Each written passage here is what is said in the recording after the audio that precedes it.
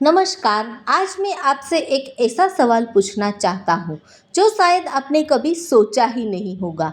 अगर डॉक्टर भीमराव अंबेडकर नहीं होते तो आज हमारा भारत कैसा होता? क्या हमें बराबरी का अधिकार मिलता? क्या हमें शिक्षा का हक मिलता? या फिर आज हम भी उसी अंधेरे में जी रहे होते?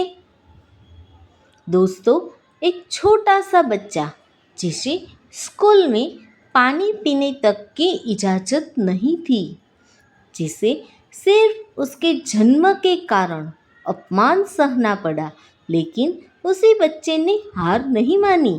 उसने पढ़ाई की, दिन रात मेहनत की और पूरी दुनिया को दिखा दिया कि ज्ञान से बढ़कर कोई ताकत नहीं होती। वही बच्चा बाद में बना भारत का संविधान निर्माता। डॉक्टर भीमराव अंबेडकर ने हमें वो अधिकार दिए जिनकी हम आज कल्पना भी नहीं कर सकते। बोलने की आज़ादी, बराबरी का अधिकार, शिक्षा का हक। आज हम जो भी हैं, जहाँ भी हैं, उसमें उनका बहुत बड़ा योगदान है।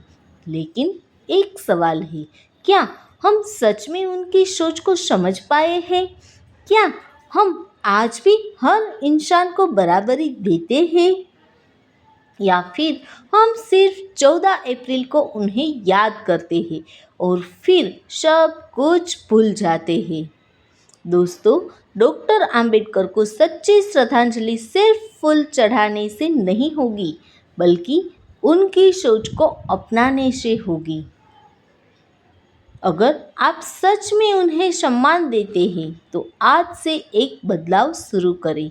हर इंसान को बराबरी दें और शिक्षा को सबसे बड़ा हथियार बनाएं। अगर आपको ये वीडियो पसंद आया हो तो इसे सिर्फ देखकर मत जाइए। लाइक ज़रूर करें, शेयर करें ताकि हर कोई ये सच्चाई जान सके। चैनल को सब्सक्राइब करें ऐसे ही पावरफुल वीडियो के लिए और कमेंट में जय भीम लिखकर अपना सम्मान दिखाइए। धन्यवाद।